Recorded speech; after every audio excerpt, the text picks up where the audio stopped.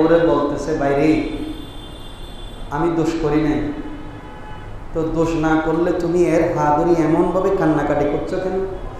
বলে যে বাইরে তারা আমি কিছু টাকা দাঁত দিছিলাম, তারা আমি কিছু কি দিছিলাম, টাকা দাঁত দিছিলাম, কথা ছিল 2 মাস পরে দিবে, এই 2 মাস এটা এখন 2 বছর হয়ে গেছে, তো তারে আমি পাই না, আজকে পাইছি, অন্তত পক্ষে ফাদরি হইলেও আমার টাকাগুলো ভাই কিনে দেখতেছি। বর্তমানে আমাদের অবস্থা এরকম।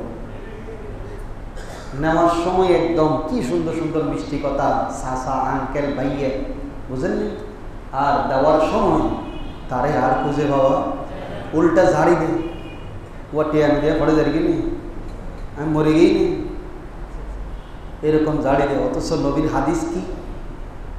3 জিনিসে দেরি করিও না। মানুষের কাছ থেকে ঋণ নিলে ওই ঋণ পরিশোধ করার সময় কি করিও না, নির্দিষ্ট টাইমে, দরকার হলে সময় নাও, নির্দিষ্ট টাইমে আদায় করি। কথা দিলে কথা এটা রাখিও। আর যদি ছেলে মেয়ে বিবাহের উপযুক্ত হয়, তাদেরকে বিবাহ শাদী দিতে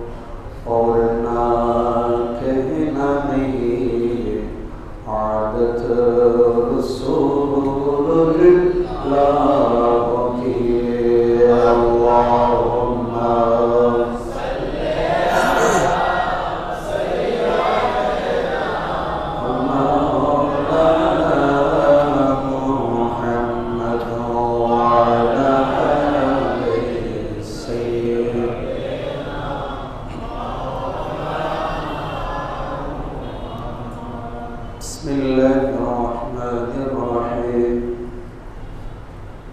وأما السائل فلا تنهر صدق الله مولانا العظيم قال النبي صلى الله عليه وسلم الحياء شعبة من الإيمان وصدق رسوله النبي الحبيب الكريم مولاي رب صل وسلم وبارك عليه উপস্থিত পবিত্র শাবান মাসের আজকের মুবারক জুমাবারে সমবেত মুসল্লিয়ান নিজাম রাহিমানি ওয়া রাহিমাকুমুল্লাহ তাআলা আসসালামু আলাইকুম ওয়া রাহমাতুল্লাহি ওয়া বারাকাতুহু আল্লাহুম্মা জাল্লা জালালুহু হামদা ওয়া দরবারে সর্বপ্রথম অসংখ্য অগণিত শুকরিয়া আদায় করছি রব্বুল আলামিন পবিত্র শাবানের এই মুবারক জুমাবারে আল্লাহ আমাদেরকে আল্লাহর নিয়ামতের শুকরিয়া আদায় করার আশা বসার সুযোগ দিয়েছেন, হায়াতে তৈবা দিয়েছেন। আল্লাহর নিয়ামতের শুকরিয়া আদায় করার জন্য আজকে আমাদেরকে পবিত্র জুমার দিন আল্লাহর ঘরে এসে আল্লাহ দরবারে হাত পাতার সুযোগ করে দিয়েছেন। সবাই বলি আলহামদুলিল্লাহ। হুজুর নবী করিম রউফুর রহিম আকা মাওলা তাজদার মদিনা সুরুর কলব সিনা রহমতের খজিনা নবী মুহাম্মদ রাসূলুল্লাহ সাল্লাল্লাহু তাআলা আলাইহি ওয়াসাল্লাম নূরানি রওজায়ে আতহার লক্ষ কোটি দরুদ আর সালাম হাদিয়া করছি। মুআজ্জাজ মুসল্লিয়ান, পবিত্র শাবান মাস, প্যারা রাসূলের মাস। প্যারা রাসূলের একটি অসংখ্য বৈশিষ্ট্যের মধ্যে অন্যতম একটি বৈশিষ্ট্য হচ্ছে আল্লাহ রাসূলের দরবারে কোনো ব্যক্তি যদি কোনো আশা নিয়ে, সেটা দুনিয়ার জন্য হোক, আখিরাতের জন্য হোক, পরিবারের জন্য হোক, নিজের জন্য হোক, সমাজের জন্য হোক, যে কোনো আশা নিয়ে যখন কোনো ব্যক্তি নবীর দরবারে আসতেন, আল্লাহ নবী কোনোদিন তাকে খালি হাতে ফিরিয়ে দিতেন না। আল্লাহ পাক সেজন্য কোরআনের মধ্যে ইরশাদ করেছেন, ওয়াম্মা সাইলা ফালা তানহার। ইয়া রাসূলুল্লাহ, পৃথিবীতে আপনি রাহমাতুল লিল আলামিন, সৃষ্টি জগতের, আপনার কাছে অনেকেই অনেক আশা নিয়ে আসবে। আপনি কোনোদিন কাউকে খালি মুখে খালি হাতে ফিরিয়ে দিবেন না। এই ফিরিয়ে দেওয়াটা আপনি নবীর শান নন। তার মানে আমার নবীর দরবারে যে যেটা চেয়েছে সে সেটা এবং এখনো পাচ্ছে, এখনো, কারণ আমার নবীর নবুয়তের সীমা এখনো চলমান। আর কোন নবী, কোরআনের হুকুম যতদিন আমার নবীর নবুয়তের রাডারও, কোরআন যেমন কিয়ামতের মাঠে সুপারিশকারী, আর আল্লাহর হাবিবকে আল্লাহ পাক রব্বুল আলামিন শাফাআতে কুবরার মালিক বানিয়ে দিয়েছেন। তো আমি কোরআনে কারীম থেকে সূরা ওয়াদ-দুহার এই আয়াতটা আপনাদের সামনে তেলাওয়াত করেছি এই কারণে যে সামনে রমজান আসছে। আল্লাহর নবী শাবানে যতটুকু দানের হাত প্রসারিত করতেন, রমজানের মধ্যে তার চেয়ে বেশি করতেন। এখন আল্লাহর নবী কোনো সময় কিন্তু হাত মুষ্টিবদ্ধ রাখতেন। শামাইল তিরমিজি কিতাবের মধ্যে এসেছে আল্লাহর নবীর জীবনী বৈশিষ্ট্য সম্বলিত এই কিতাব। এই কিতাবের মধ্যে এসেছে সাইয়েদনা ওমর ইবনুল খাত্তাব রাদিয়াল্লাহু তাআলা আনহু, তিনি নিজেই বর্ণনা দিচ্ছেন, আল্লাহর নবীর কাছে একজন ব্যক্তি আসে। এর আগে আল্লাহর হাবিব অনেক মানুষকে দান করেছেন, দিতে দিতে যা ছিল সব শেষ হয়ে গেছে, ঘরে আর নেই। এমন সময় এক ব্যক্তি পরে আসে, নবীজির কাছে কিছু চাইলেন। তখন আল্লাহর হাবিব বললেন, তুমি তো একটু দেরি করে ফেলেছ, আমার কাছে যা ছিল আমি সব দিয়ে দিয়েছি, তুমি একটা কাজ করো, কারো কাছ থেকে আমার নামে ধার করে নাও, আমাকে কি রেখে, জামিনদার রেখে কারো কাছ থেকে নিয়ে নাও, তারপরও খালি হাতে ফিরাই দেবে। তখন ফারুক আযম রাদিয়াল্লাহু তাআলা আনহু বললেন, আমি আমার রাসূলকে বললাম, ইয়া রাসূলুল্লাহ, তার হাতে তো যা ছিল সবই দিয়ে দিয়েছেন, তাকে তো আপনি বলতে পারতেন কালকে আসতে। যদি কেউ হাদিয়া তোহফা নিয়ে আসতো তাইলে হয়তো আপনি কালকে দিতেন। এখন আপনাকে তো কর্জ করে আরেকজন থেকে নিয়ে দেওয়ার জন্য আল্লাহ তো আদেশ করেন। খেয়াল করেন, ফারুক আজমের নিয়তটা একরকম, উনি কিন্তু খারাপের জন্য বলে নাই, কিন্তু আমার রাসূল চেহারাটা মলিন করে ফেললেন,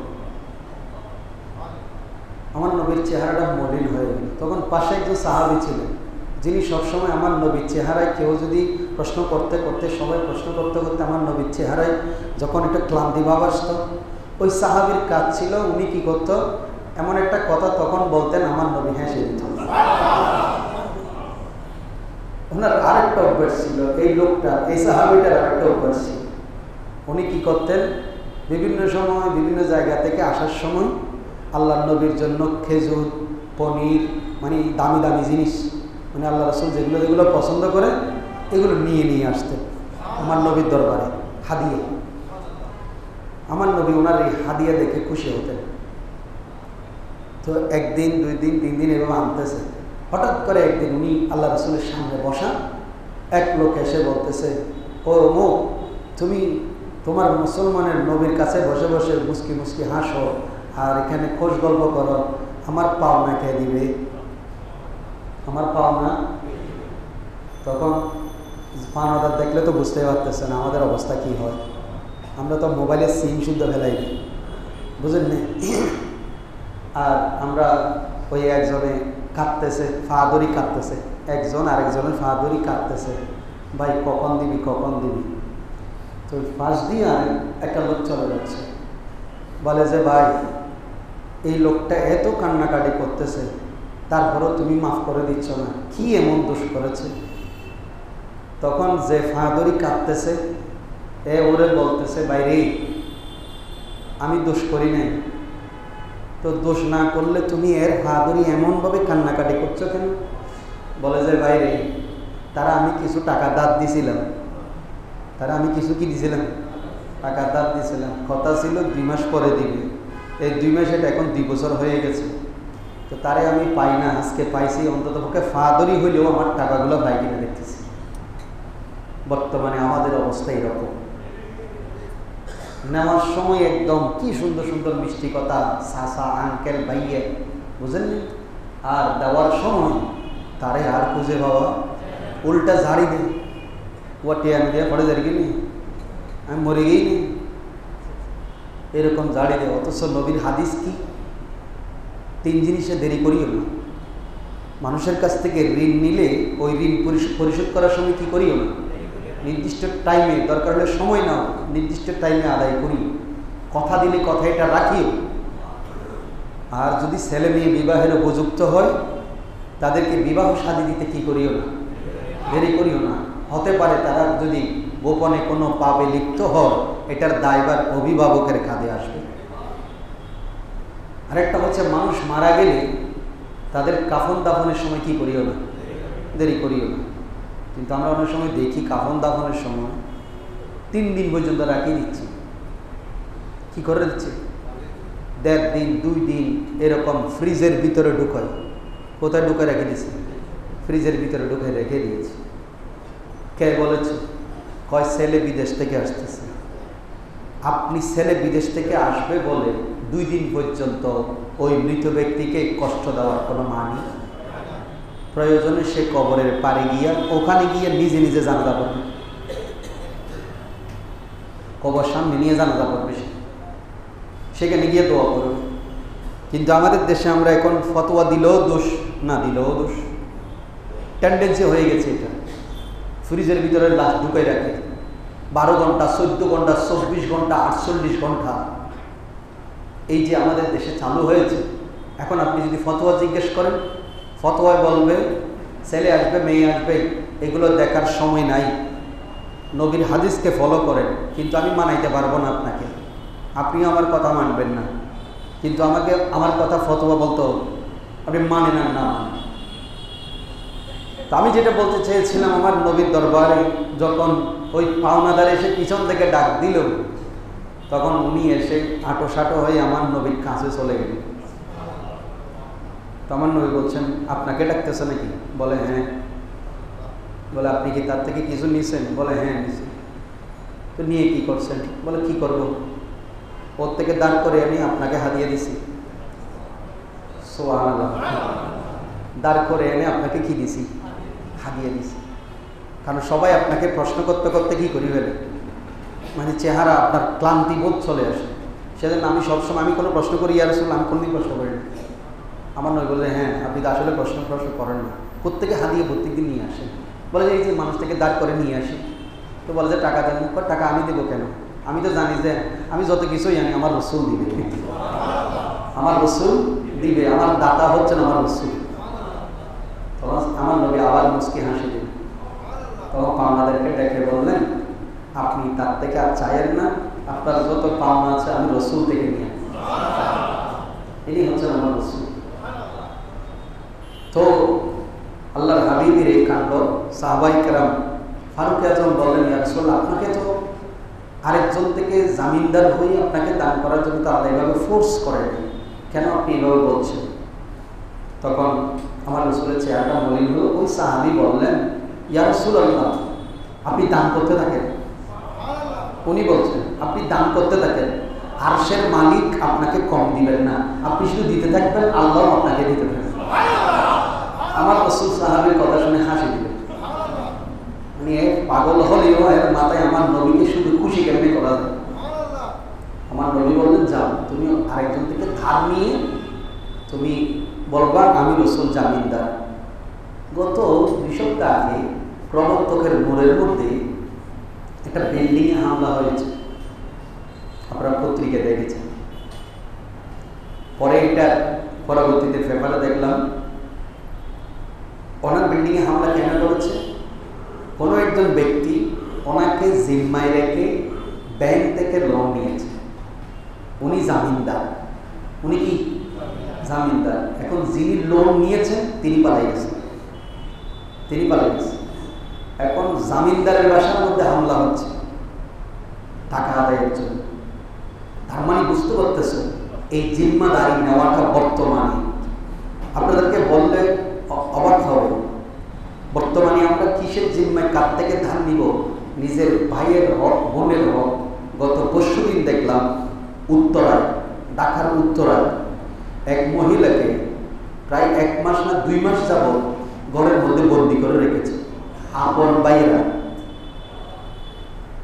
এক ভাই কানাডায় থাকে, আরেকজন লন্ডনে, আরেকজন সরকারি বিসিএস কর্মকর্তা সরকারি, আরো 2 ভাই প্রতিষ্ঠিত, 5 ভাই।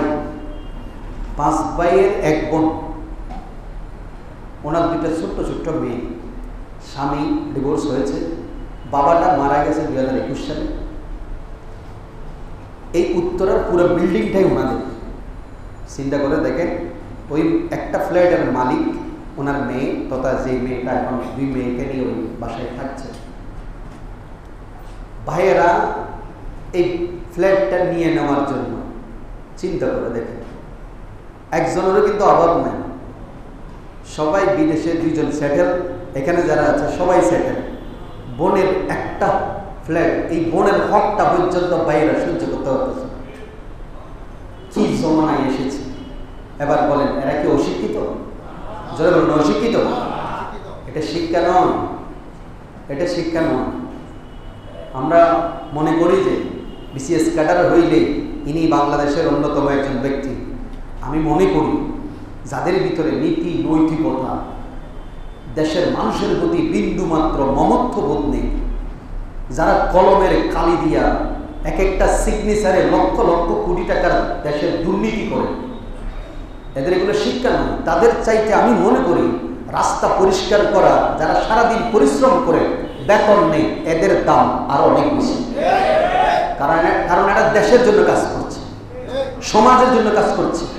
আর যারা চেয়ারে বসে শিক্ষার নাম দিয়ে ক্যাডার হয়ে, বিসিএস ক্যাডার হয়ে, পিএইচডি হোল্ডার হয়ে, সর্বোচ্চ শিক্ষা ডিগ্রি নিয়ে, বিদেশ থেকে ডিগ্রি এনে যখন দেখি দেশের দুর্নীতির রন্ধ্রে রন্ধ্রে ঢুকিয়ে দিয়েছে, ফাইল ট্রান্সফার হয় না, সাইন ততক্ষণ করে না যতক্ষণ বান্ডিল করে না, যতক্ষণ ব্যাংক ব্যালেন্স ব্যাংকে ট্রান্সফার হয় না ততক্ষণ সাইন করে না। আমি মনে করি এরা দেশের জন্য আবর্জনা। এগুলো কি আবর্জনা? এগুলো কি শিক্ষা বলে না, এগুলোকে বলে কুশিক্ষা। কি শিক্ষা? কুশিক্ষা। এই কুশিক্ষা থেকে আমাদের সমাজকে আল্লাহ হেফাজত করুন। এটাকে আপনি সহজে চেঞ্জ করতে পারবেন। এটা চেঞ্জ করার জন্য আপনাকে আল্লাহর হাবিবের সুন্নাহর পাশে আসা ছাড়া কোনো গতি। এখন আমি আপনাকে বলি, জুমার দিন আমার কথা শুনছেন অনেক শিক্ষিত মানুষ এখানে বসেন।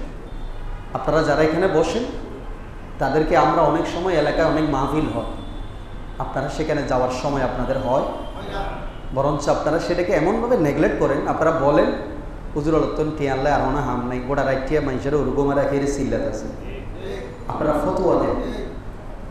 আমিও বলি 12টার পরে কথা বললে সেটা মানুষ শুনে না, ঘুমায়। ম্যাক্সিমাম মানুষ ক্লান্ত হয়, তারপরে দেখা যায় কিছু মনে করবেন না। আর কিছু মানুষ আছে ওই বিরিয়ানিটার আশায় বসে থাকে, আছে না? এটা আপনি স্বীকার করেন না, কারণ মানুষের এনার্জির একটা ব্যাপার স্যাপার আছে, দেমাগ কাজ করার একটা বিষয় আছে। যখন তার চোখে যখন ঘুম আসে তখন সে আর এই কথাগুলো হয়তো শুনছে, আর যখন মাঝে মাঝে হুজুর বলেন আল্লাহু আকবার বলেন, তখন সে ঘুমের মধ্যে বলেন আল্লাহু আকবার, ওই সওয়াবে। কিন্তু আপনারা যারা এখানে জমা করতে আসেন, আপনারা কি মেসেজ, আদৌ কি আমি সমাজ চেঞ্জ করতে পারছি? কেন পারছি? প্রশ্ন হচ্ছে কেন পারছি? কারণ আমি কিন্তু রাষ্ট্রীয় ব্যক্তিত্ব নই। আপনি আমাকে মনে করেন তো উনি একজন হুজুর, ইনি আমাদেরকে শুধু নামাজ পড়াবেন, এতটুকুই আপনি মনে করেন। কিন্তু ফারুক আজম শুধু হুজুর ছিলেন না, তিনি মিম্বরে দাঁড়িয়ে যা বলতেন তিনি সমাজে তা বাস্তবায়ন করতেন এবং না মানলে দণ্ড আরোপ করতেন। কিন্তু আমি কি পারছি? আমি দণ্ড আরোপ করছি না, এখানে ফরা করে হলে হুজুর আলাদা বুঝে হক কথা যখনই বলবো কোনো না কোনো ব্যক্তির গায়ে লাগতেই পারে, কাকতালীয় হতেই পারে, উনি আমার পিছনে লাগিয়ে যাবে। কোনো একটা হক কথা বললাম, কোনো দল বলতেছে আমাদের বিরুদ্ধে বসছে, আজকে উনি অপরাধ করছে সেটা তুলে ধরলাম, হয় না আজকে আমাদেরকে বলছে হুজুরিবে বাজি বসছে শিয়ানা মানুষ, অথচ আমি কাউকেই বলিনি, আমি যা দেখেছি তা বলেছি। যেমন কিছু মনে করবেন না, আমরা যখন হুজুর গৌসে পাকের জীবনীটা বলি, গরিব নওয়াজের কথা যখন বলি, অলি আল্লাহর কথা বলি, আপনি দেখবেন আমাদেরকে অনেকেই বলেন কয় এই পীর বুজুর্গের কিচ্ছা মুরব্বীর কিচ্ছা আর কদিন হইবে, কোরআন হাদিসের হতা হয় না, বলে না? কোরআন সুন্নাহ বাদ দিয়ে কিচ্ছা আর কয়দিন বলবে, এরকম অনেকেই বলেন। ও ভাই, কিন্তু একই মানুষ তাদের হুজুররা, মানে যারা আমাদেরকে নেগলেক্ট করে, তাদের হুজুররা যেই মাহফিলে দাঁড়িয়ে বলে আমাদের কোরআনের পাখির কথা, চোখের পানি ফেলে নারায়ে তাকবীর দে, ঘুরে ফিরে উনি অমুক বলেছিল, উনি তমুক বলেছিল, যখন ওনার কথা বলে তখন একটা জজবা চলে আসে। তো আমি বললাম ভাই এটা তো দ্বিমুখী নীতি ভাই, আপনি আপনার হুজুরের আলোচনা করলে আপনার থেকে জজবা চলে আসে, আপনাদের কি চলে আসে? আমি তো এটা খারাপ বলি নাই, আমি এটা কি বলি নাই, আপনি তাকে মহব্বত করেন, সেজন্য ওনার কথাগুলো ওনার জীবনী আলোচনা করলে আপনার ভিতরে একটা কি চলে আসে? জজবা চলে আসে।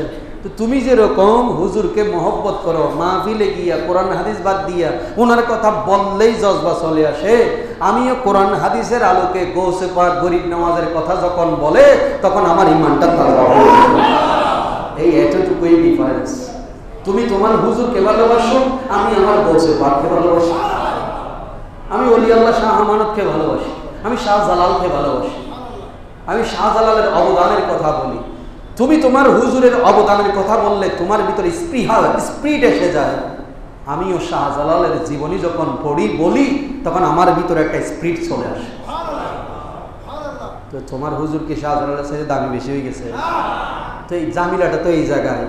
আমি যখন এই কথা দেখাই দিলাম, বলো যে হুজুরি বে আর বিরুদ্ধে হই দে,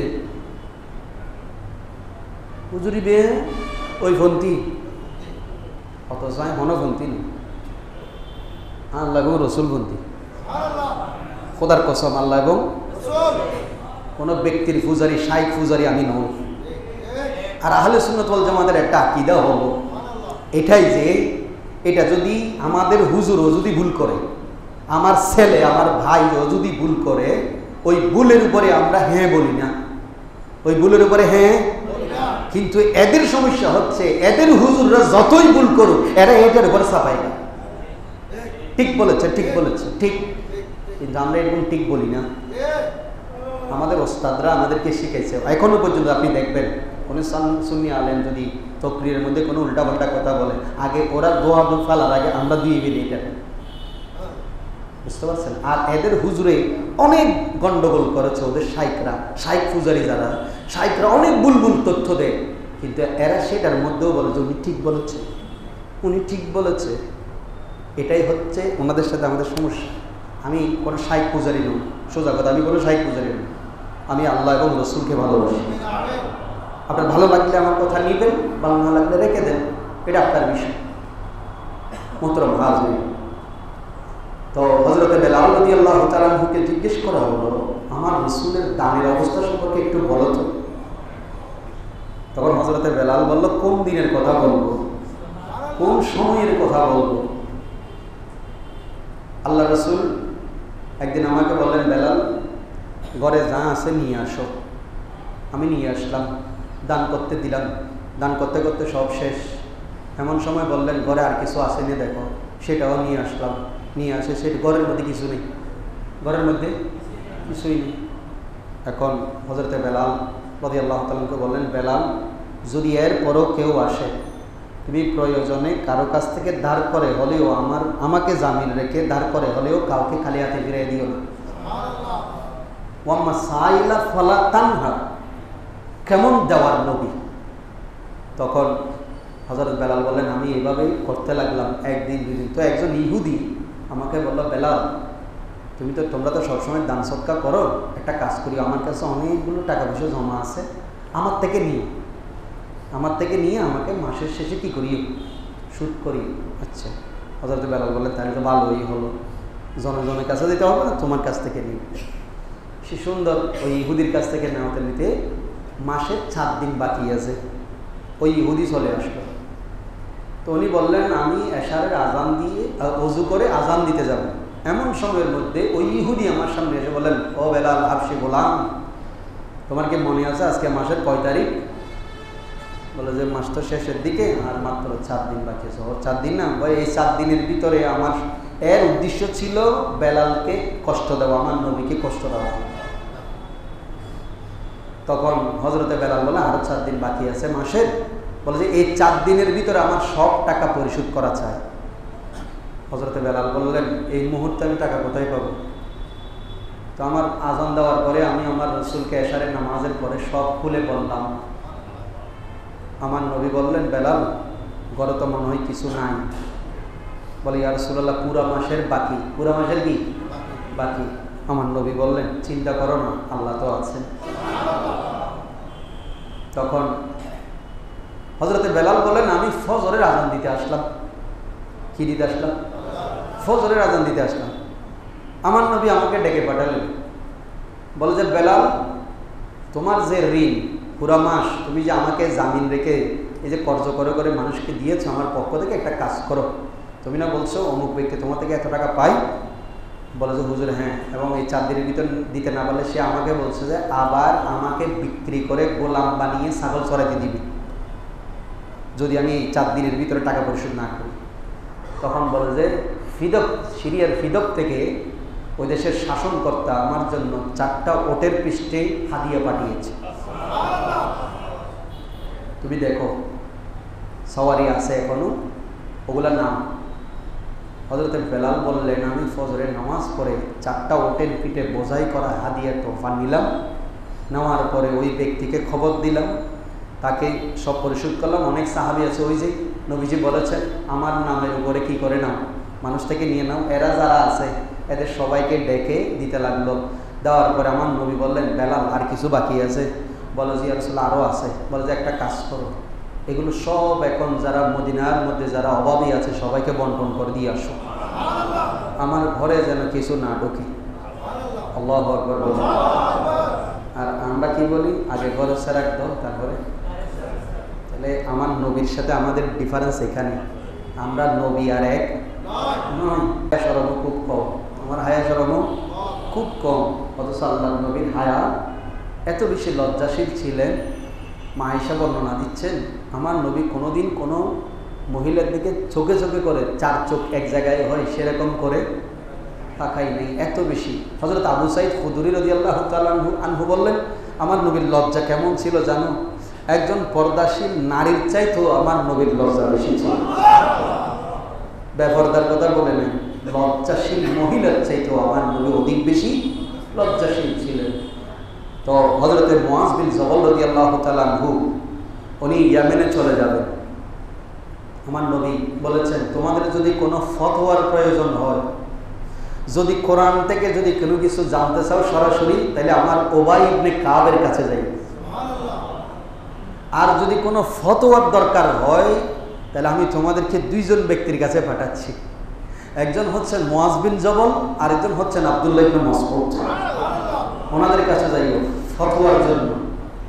আর যদি কোরআন হাদিসের যদি নোক্তাযুক্ত গূঢ় রহস্য, যেগুলো সাধারণ মানুষ বোঝার ক্ষমতা রাখে না, এরকম গূঢ় রহস্য যদি জানতে চাও, তাহলে আমার আলীর কাছে আসি। কারণ মওলা আলীর এলম পরিমাণ, নবীর এলম তো দূরের কথা, এখন তো আমাদের হুজুররা নবীর এলম মাপে।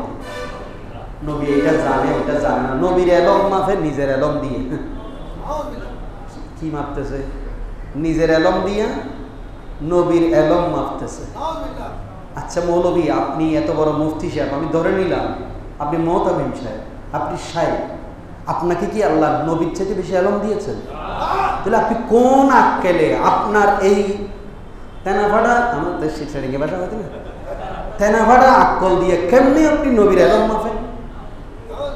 আর এই মুফতির এই শাইখরে যারা অনুসরণ করেন, তাদের বিবেকের কাছে আমার প্রশ্ন, আপনি এই শাইখ যখন বলেছে নবী ওইটা জানে এটা জানে না, উদ্দুর জানে এটা জানে এটা জানে না, আপনি কেমনি বিশ্বাস করলেন? নবীকে ওনার মতো না আমার মতো? কথা বলেন, নবীকে আমার মতো নাকি ওনার মতো? যদি কেউ মনে করে নবী আমার মতো, তাহলে সে কাফের। সে কি? কারণ আমার নবী নিজেই বলছেন, লাস্তু কা হাদিম মিনকুম, তোমরা কেউ আমার মতো ওই আনা বশরম মিসলুকুম, ইবের বিষয়ে আলাদা। ইবে আবু জাইলের হয়ে যায়, আমরাও হয়ে যাই, আরো হয়ে যায় আবু জাইলের। তো অনেকে কাফের না, তার মানে যদি আয়াতে, আপনি যদি আয়াতে থেকে দলিল বানান, তাহলে আর বুঝতে হবে যে আমার আর ফতোয়া দেওয়ার দরকার। আপনি সাসার দলে আছেন। কোন দলে আছেন? সাসা। কারণ কথা এটা বলছে আল্লাহ সাসাকে। কোন সাসাকে? আবু জাইলকে, মানে নবীজির সাসা। তো এখন আপনি কেন এটা নিয়ে টানাটানি করছেন? আপনি হুজুর হয়ে, মুহতামিম হয়ে, শাইখ হয়ে যদি ওই দলিল টানেন, তাহলে আমার আর কিছু বলা নাই, কারণ আপনি ওইটাই ফতোয়া। তো আমি বলতে চাচ্ছি, আমার নবীর এলম মাপার জন্য, আমার নবীর এলম মাপতে পারবে একজনই, তিনি হচ্ছেন আল্লাহ। সৃষ্টি জগতের কেউ আমার নবীর এলম মাপার ক্ষমতা কেমন রাখেন? আমি গতকালকে বুখারীর প্রোগ্রামে গেলাম, আমাদের একজন শাইখুল হাদিস উনি আলোচনা করছেন, বড় সুন্দর বলেছে। বুখারীর প্রথম পারায় আমার নবীর হাদিস, আবু রাফে রাদিয়াল্লাহু তাআলা প্রথম পারায় আছে, কিতাবুত তাহারাতে। আমার নবী বের হয়েছে, যেতে যেতে এক সাহাবীর, আমার নবীর একটা অভ্যাস ছিল, যেদিন ইচ্ছা হতো সাহাবীদের ঘরে মেহমান হবেন, আমার নবী দুই একজন নিয়ে ঢুকে যেতেন। সাহাবীরা বড় খুশি হতেন, নবুয়তের রাসূলের কদম আমার ঘরে পড়েছে, খুবই খুশি হয়ে যেতেন। হযরতে আবু রাফের ঘরের সামনে দিয়ে আমার নবী যাচ্ছেন, আমার নবী একটা সালাম দিলেন। আবু রাফে রাদিয়াল্লাহু তাআলা বুঝতে বাকি হলো না যে নিশ্চয়ই আমার নবী এসেছে। তিনি দরজায় এসে অবাক, আমার নবী হঠাৎ করে এই টাইমে আমার ঘরে। তখন আমার নবী বললেন, আমি কি তোমার ঘরে মেহমান হব? হাই হাই, কোনোদিন যদি আমাদের ভাঙা তকদিরে যদি আমার নবী যদি আমার ভাঙা ঘরের মেহমান হয়, এটাই চাওয়া।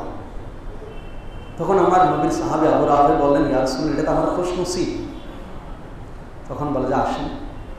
তো বলে যে আপনার ঘরে কোনো কিছু, ফজর বেলা আপনার ঘরে আমাকে মেহমানদারি করার মতো কিছু আছে না?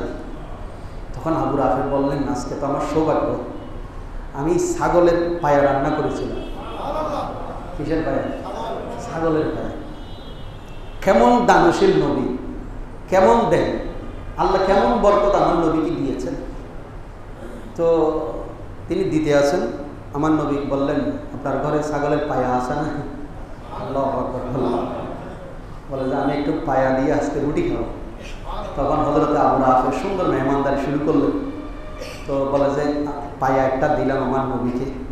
আমার নবী সেটা খাওয়ার পরে বললেন, যদি থাকে আমাকে আরেকটা পায়া দাও। হযরত আবু রাফি বললেন, আমি বড় খুশি হলাম, আমার নবী আজকে চেয়ে আমাকে খাওয়া খাচ্ছে। এটা দেওয়ার পরে একটা ছাগলের পায়া থাকে যে বটে, দুইটা সামনের পা, তো আমার নবীর বড় পছন্দের। এখন আবার বললেন, যদি থাকে আরেকটা পায়া দেয়। তখন আবু রাফি দিয়ে তো চিন্তা করলেন, ইয়া রাসূলুল্লাহ, আপনি তো জানেন যে ছাগলের সামনের পা থাকে যে বটে দুইটা, আমার নবী আবার কেন ছাগলের পায়া খুঁজতেছেন? তখন বলে যে, ইয়া রাসূলুল্লাহ, বেয়াদবি মাফ করবেন, আপনিও জানেন আমিও জানি, এর সামনের যে রান এটা থাকে যে দুইটা পা, এখন আপনি আমার থেকে আবার চাইতেছেন, আমি কোত্থেকে দিব? তখন আমার নবী মুচকে হেসে বললেন, আবু রাফি, তুমি কেন প্রশ্ন করেছ? তুমি যদি আজকে প্রশ্ন না করে আমি নবী যতক্ষণ চাইতাম ততক্ষণ দিতে থাকতাম, আমি চাইতে থাকতাম তুমি দিতে থাকতা, ওই আল্লাহর ইজ্জতের কসম, তুমি যদি এই পর্যন্ত আমি যদি বলে যেতাম আমার সাহাবীরা আসবে তাদেরকেও দিও, এইভাবে যদি দিতে দিতে যদি কিয়ামত পর্যন্তও দিতা, তোমার ডেক্সির পায়া শেষ পর্যন্ত। এটা হচ্ছে আমার নবী। আর এই দুই পয়সার মতম বুখারী বড়ি মনে মনে করতে আমি বড় বহুত বড় মুহাদ্দিস, উনি বুখারী 3-4 কথা পড়ি আমার নবীর এলম মাফে। কি মাফে? ওই কি যেন বলো, সোলাই বাগিচা বাগ করে।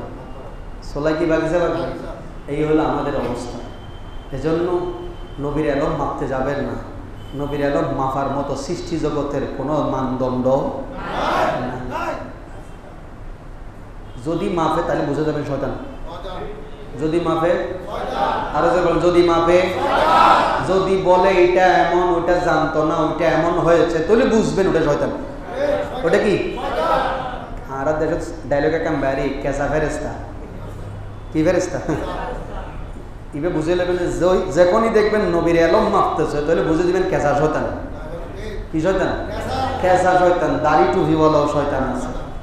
ইবলিস কিন্তু বদরের যুদ্ধের মধ্যে যখন আবু জাহেলকে পরামর্শ দিতে গেছে, কিন্তু সাধারণভাবে যাই নাই। তিনি কি বলেছিলেন? শয়তান বলতেছে, আনা শাইখে নজদ, আমি নজদের একজন মুরব্বী। শাইখ, শাইখ আমাদের দেশে এখন শাইখ। আমার এখন শাইখ দেখলেই ওই শাইখের কথা মনে পড়ে। সে নিজে গিয়ে বলেছিল, আনা শাইখে নজদ, আমি নজদের শাইখ। তখন বললেন, ও আচ্ছা আচ্ছা, তো আপনি কেন এসেছেন? বলে যে আপনারা নাকি মুসলমানের বিরুদ্ধে যুদ্ধ করতে যাচ্ছেন, আমিও মুহাম্মদের বিরুদ্ধে যুদ্ধ করার জন্য প্রস্তুতি নিয়েছি। আপনারা যাওয়ার সময় আমার সৈন্যরা আপনাকে কি করবে? সাহায্য সহযোগিতা করবে। কিন্তু যখন যুদ্ধের ময়দানে গেছে তখন সে পালাইতেছে। তখন আবু জেহেল ডাক দিয়া বলতেছে, ও ভাই শাইখে নজদ, তুমি না বলছিলা তোমার সৈন্য দল নিয়ে আমাদেরকে সাহায্য করবে, এখন আমরা বিপদে পড়ছি, তুমি দেখতেছি পালাই যাচ্ছ। তখন শয়তান বলতেছে, সূরা আনফালের মধ্যে আছে, আরাফের মধ্যে আছে, বলে ইন্নী আরা মা লা তারাউন। ওরে আবু জেহেল, বুদ্ধি দিছিলাম ঠিক, কিন্তু এখন যা দেখতেছি আমি তোমরা তা দেখতেছো না। তো বলে যে এ কি দেখতেছে? বলে এখানে আমি দেখতেছি সবুজ পাগড়ি পরে, সাদা জামা পরে যুদ্ধের ময়দানে 5000-এর অধিক ফেরেশতা চারিদিকে ঘিরে ফেলেছে। তো সে তো দেখতে পাচ্ছে, সে কি দেখতে পাচ্ছে? এর বুদ্ধি দিয়ে এর কাজই হলো আপনারে কুপরামর্শ দিয়ে মোটামুটি বিপদে ফেলাই দেওয়া। তারপরে সে কি বলে জানেন? সূরা হাশরের মধ্যে আল্লাহ বলছেন, তখন সে মানুষকে বলে, যখন মানুষ কুফরি করে, বেয়াদবি করে, নবীর শানে গোস্তাখি করে, তখন সে বলে কি জানেন? ইন্নী আখাফুল্লাহ, ও বান্দা তুই আল্লাহরে ন ডরাইলেও আই আল্লাহরে ডরাহি। আমি আল্লাহরে ডরাই, তখন আপনারে ফেলাই, সে আস্তে আস্তে ভাগে। এই জন্য ইমান হারা হবেন না, আমার নবীর দানশীলতার পরিমাপ করতে যাবেন না। হযরত জাইনাব রাদিয়াল্লাহু তাআলা আনহার সাথে আমার নবীর যেদিন শাদী হচ্ছে, আল্লাহর ফয়সালা, শাদীর সময় আমার নবী দুইজন সাহাবী ওলিমার সময়, আমরা ওলিমা হন না বৈরাত হন, বৈরাত খাই যেন খাই, এরা আবার তেলে নময় নুনে নমইয়া ন, আবার 6 চামচ মুরগি, দেশি মুরগি লাগবে, তারপরে জামাইয়ের মাই কি খায় না, ফার্মের মুরগি, গরু গোস্ত, বাড়ি লাগবে, বাড়ি আছে না এরকম কন্ডিশনাল। আরো একটা বিষয় কষ্ট লাগে আমার, মানলে মানেন, ফেলাইলে ফেলাই দেন। আপনারা যা করি, আমরা যা করি, মনে কষ্ট নেবেন না। হাদিয়া দেওয়া নেওয়া সুন্নত। আমার নবীর দরবারে এক মহিলা বললেন, হযরতে মুআওয়াজের কন্যা হযরতে রবিয়া, এটা সুনানে আবি দাউদের মধ্যে হাদিস আছে, তিনি বললেন আমি আমার নবীর জন্য 1 থোকা খেজুর বাগান থেকে একদম তরতাজা খেজুর নিয়ে আসলাম, আমার নবীর সামনে রাখলাম।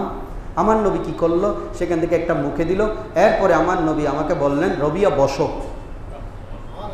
আমার নবী বাক্স খুলে আমাকে 2-1টা করে দেয় নাই, এরকম মুঠ মেরে বাক্স থেকে 1 মুষ্টি স্বর্ণ আমাকে দিয়ে দিলেন। আমি শুধু অল্প খেজুর নিয়ে গেছিলাম। হাদিয়া দেওয়া নেওয়া সুন্নত। কিন্তু আমাদের দেশে আমরা যে কল বসাই, বিয়ের সময় বর এবং কনের কি বসাই, টেবিল বয় হইতে সরম খেলা, তারপর আবার ফোনে হটিয়ে দিয়ে পরে দিয়ে হিসাব করে, তো আছে না? না না, এটা ইসলামী শরীয়ত আপনাকে এই হাদিয়ার কথা বলেন, এই হাদিয়ার কথা আপনাকে বলেন। উনি খুশি মনে যা দিবেন। আপনাকে দাওয়াত দেওয়ার নিয়ত যদি এরকম হয় যে ওনারে দাওয়াত দিলে 5,000 টাকা দিব, অনেক মানুষ আত্মীয় স্বজনকেও দাওয়াত দেয় না, কিনলেন তার দাওয়াত দিলাম কি মাইন হনে দিব, এগুলো ইসলামী সংস্কৃতি নয়। আমরা কোন জায়গায় কোন জিনিস লাগাই দিছি, কিন্তু হুজুররাও এটার ওয়াজ করে না, ডরে ডরে ডরে। আগদের সময় হুজুরে ওয়াজ গরিবের সময় ডরায়, আর হার কথা হই। তা আমি বলি আমাদেরকে বেরিয়ে আসতে হবে। আপনি দাওয়াত দিয়েছেন, উনি যদি গোপনে গিয়া ছেলের জন্য মেয়ের জন্য কিছু হাদিয়া দেন, আপত্তি নেই।